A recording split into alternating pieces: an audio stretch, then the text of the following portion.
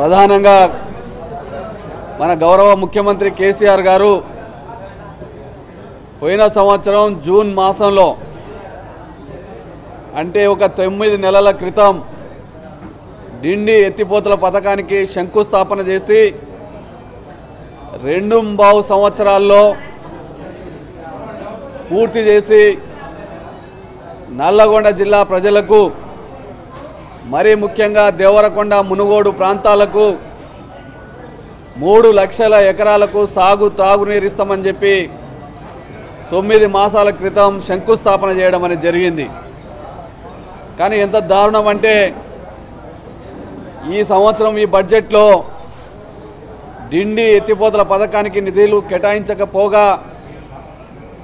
మరి 2.5 సంవత్సరాల్లో పూర్తి చేస్తామన్న ఈ పథకం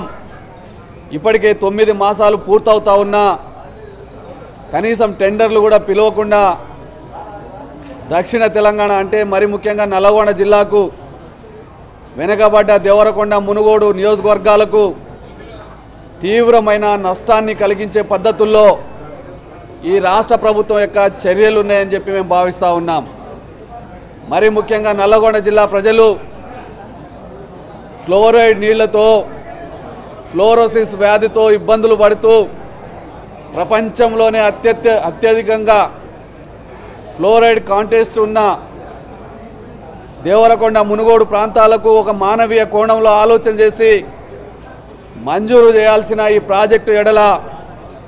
ఈ ప్రభుత్వం యొక్క వైఖరిని మేము నిరసిస్తూ ఉన్నాం.